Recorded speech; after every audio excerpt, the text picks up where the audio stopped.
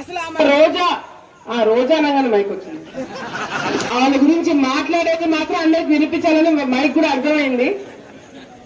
వీళ్ళు అసలు ఆంధ్రప్రదేశ్ లో ఉన్నారో లేదో తెలియదు. ఎక్కడో ఫారెన్ కంట్రీలో కూర్చొని ప్రెస్ మీట్లు పెడుతున్నారు. చంద్రబాబు నాయుడు గారు తిట్టడమే పనిగా పెట్టుకున్నారు. ఈ రోజు నేను అడుగుతున్నా, తెలుగుదేశం పార్టీ నాయకులు చిన్న స్థాయి కార్యకర్త దగ్గర నుంచి ముఖ్యమంత్రి చంద్రబాబు నాయుడు గారి వరకు ప్రతి ఒక్కరు కూడా మీ మండలంలో నుంచి కూడా చందా వేసుకొని పోయి చెక్కు ముందు చంద్రబాబు నాయుడు గారికి ఇచ్చొచ్చినారు.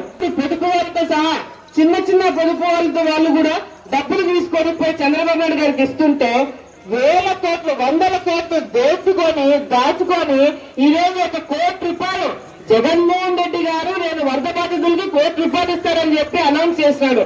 1 రూపాయి కూడా ఇంతవరకు తీసి ఇవ్వలేదు. అంటే మాటలు మాత్రం చెప్తారంట, డబ్బులు మాత్రం బయటికి తీయారంట.